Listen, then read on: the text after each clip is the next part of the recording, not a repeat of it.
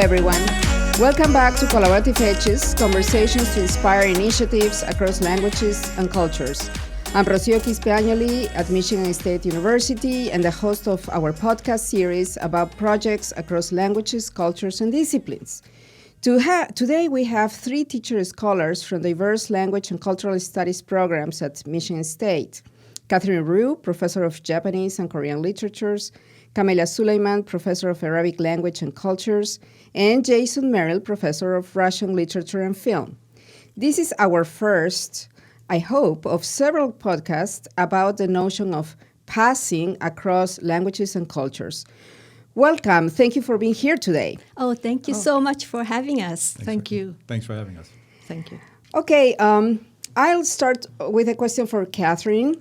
Last April, you organized a two-day symposium at MSU on the poetics of passing, self-representation, self-fashioning as the other in Zainichi cultural production.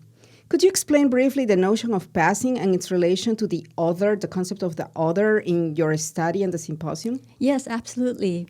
So actually that was the very first international symposium exclusively focusing on Zainichi. So Zainichi refers to Korean residents in Japan, and this diasporic community has a historical origin in the very early 20th century when Korea was colonized by Japan. So in this context, the notion of passing and other refers to the fact that Zainichi Koreans would like to pass as Japanese. But actuality, this statement is not entirely accurate because it assumes that Zainichi Koreans has possessed the intent to pass and become Japanese or seen as Japanese.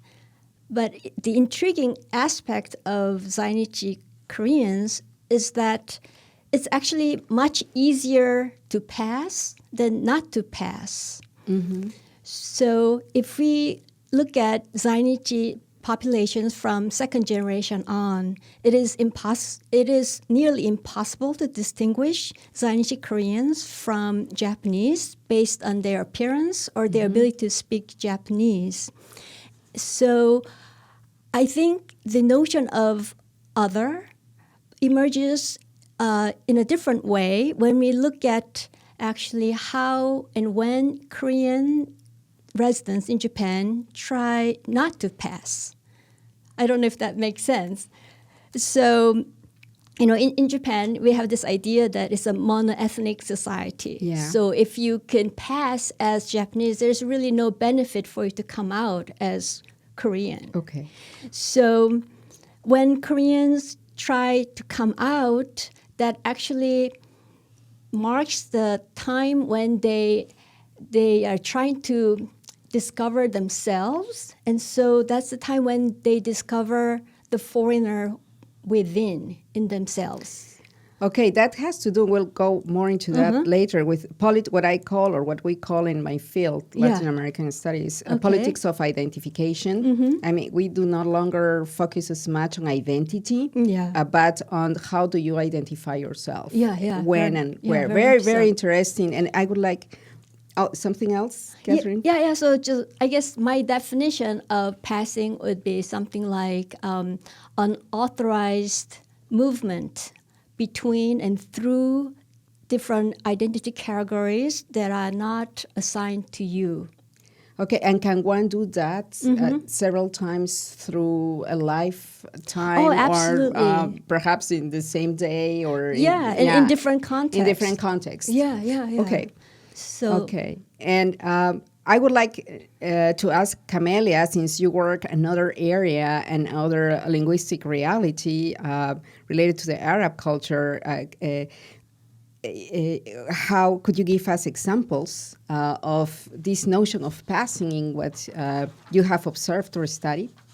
Okay, well, there are many examples because as we know, the Arab state, which emerged in the mid-20th century out of the shackles of European colonialism, is a nation-state that excludes any non-Arab, non-Muslim from full membership in the new era of citizenship. And we are talking about 22 countries that are officially the Arab League. This notion of binding a continuous Arabness from the Atlantic Ocean to the Arab Gulf has been contested since the establishment of the nation state. But we see it lately pronounced in the collapse of the state in many places as a result of external intervention, but also a result of the monolithic nature of who gets to be a citizen. My concern naturally comes from where I was born, an area that has been contested for at least the past century, which is Palestine, Israel. Mm-hmm. Some argue that the intersectionality of European interest, and it's partly religious, it's the Holy Land, Arab nationalism, Zionism, and Islamism erased what we could call a Palestinian individual or collective. What area, location, or landscape does this individual inhabit, and where is her place in history? Okay, now I have to go to a Russian film because last week or a couple of weeks ago, Prisoner of the Mountains, a 1996 film, tells the story about two soldiers who are held prisoners by their enemies during the Chechen War, was shown as an example of passing in Russian cinema. Jason, could you tell us more about the film and how the notion fits the story or the characters in the story? Sure, thank you, Rocio. So this film, as you said, is set during the First Chechen War. It follows two soldiers, Sasha and Vanya, who are taken prisoner and who are held in a small mountain village. The idea is that they are held by a man whose son is being held by the Russians, and he would like to effect a swap, change, essentially, and have his son released in exchange for the release of these two prisoners. And the setting is very, very important. Not only is it set during the First Chechen War, but the Caucasus are a very, very diverse area, and Chechnya being part of the Caucasus, and it's an area where questions of identity are very important. And one of the things that the film looks at is this question of, is this area Russian or not? Politically, it is, although that was under question at the time. But in terms of other measures of identity, perhaps not.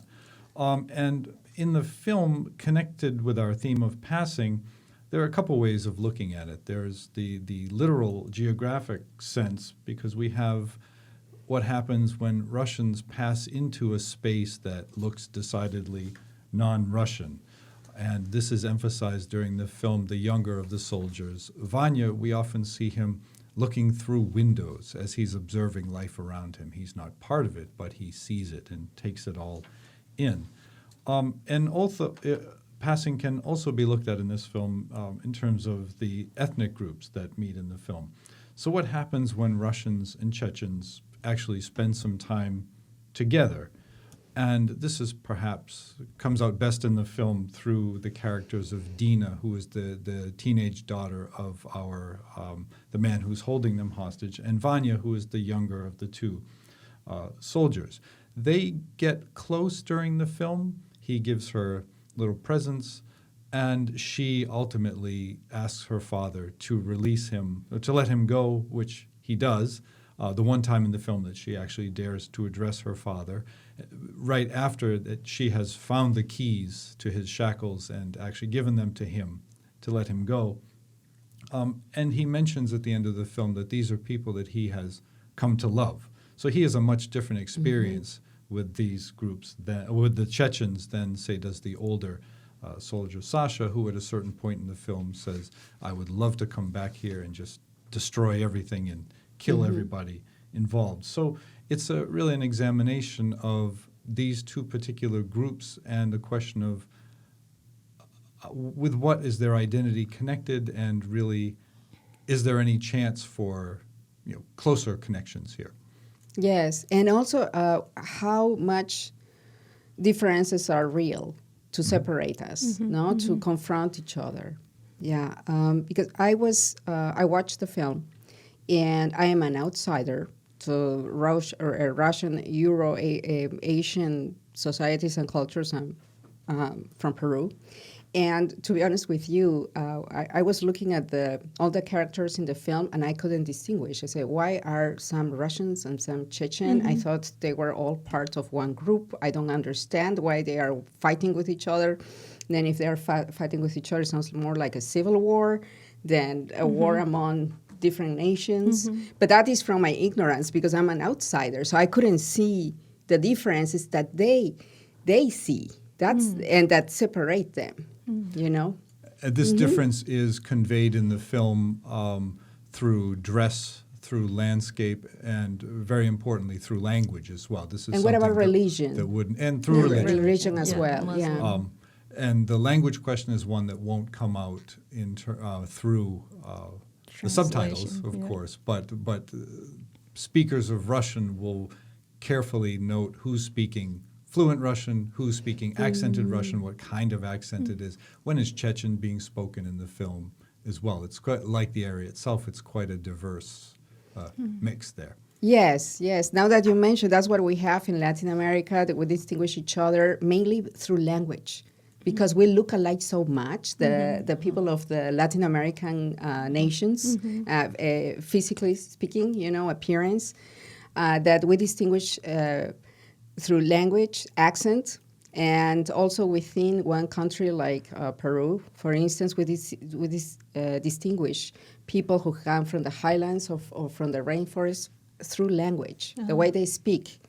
That's usually the only way to distinguish each other. It's very, very interesting. Yeah. Now, I have a question for the three of you.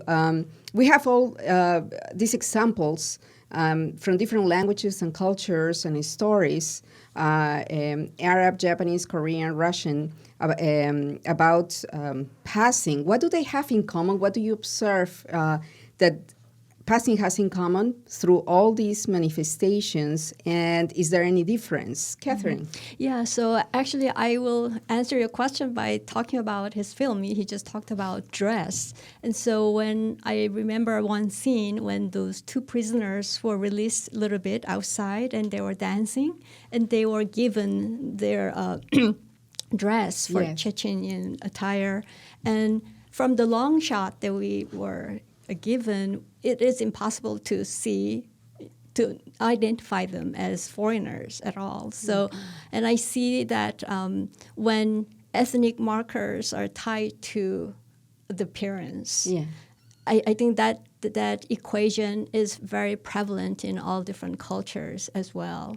But that also means that if we change fashion, since fashion is very changeable, it kind of erases the particular marker, so that could be a way to mark or a way to hide one's identity. Yeah, and that's.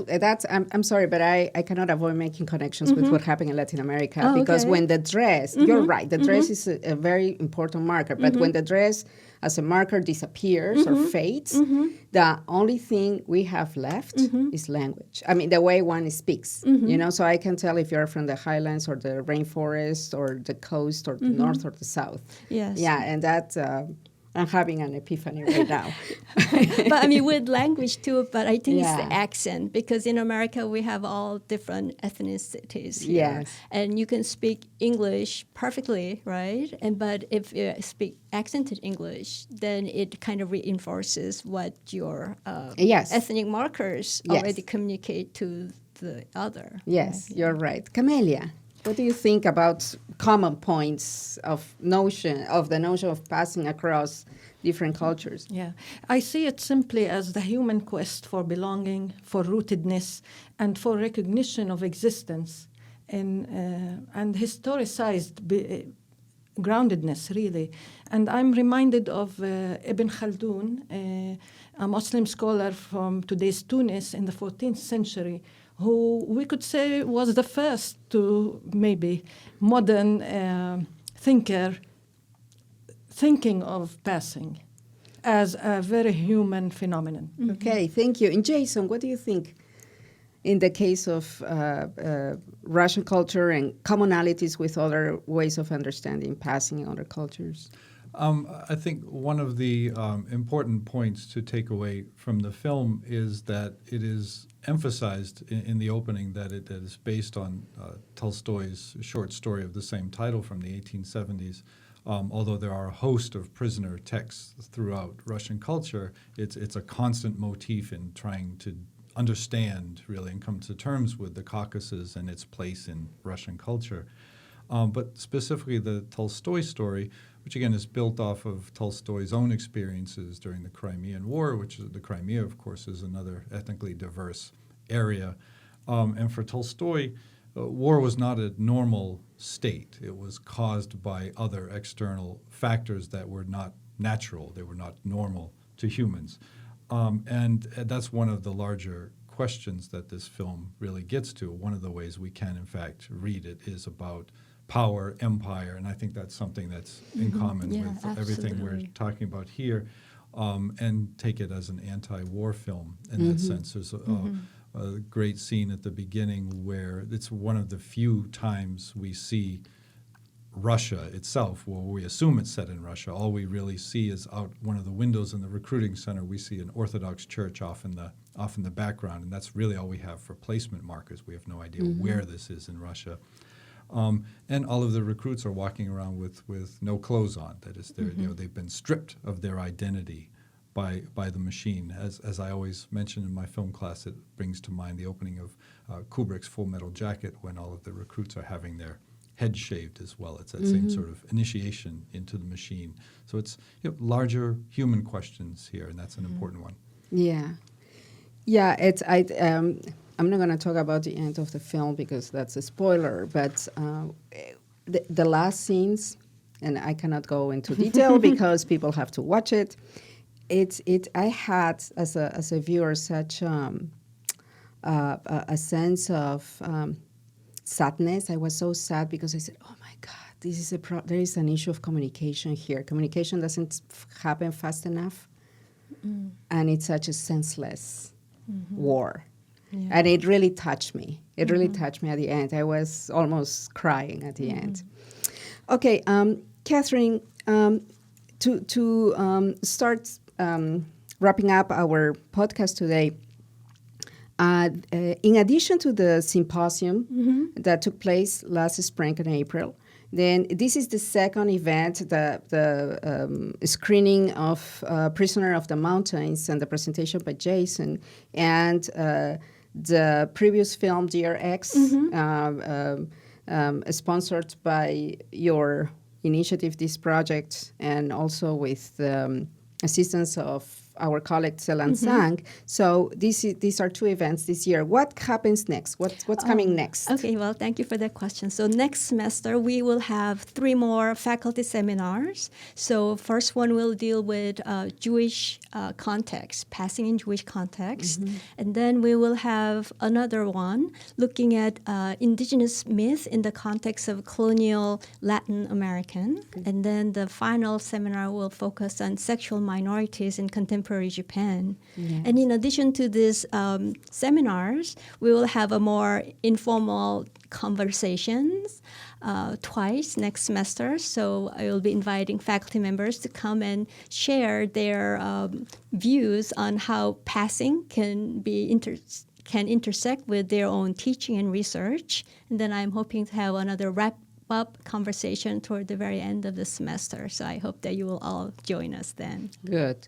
So I'm expecting that we'll do more podcasts based on those presentations because it's a whole set. Yes, it's a whole global context. Yes, absolutely. Yes. Okay, well, thank you very much for being here today. I'd like to conclude this conversation giving you my heartfelt thanks and invite you, everyone, to watch Prisoner of the Mountains as a great example of passing in Russian film. We would also like to invite you to attend more activities and presentation of passing this year, and we will have you again next year to continue the conversation. Last but not least, the ideas and opinions expressed on this podcast do not reflect those of the College of Arts and Letters, any of our sponsors, or any official entities of Michigan State University. Tune in for our next podcast, and happy holidays. Happy holidays. Thank you for having us.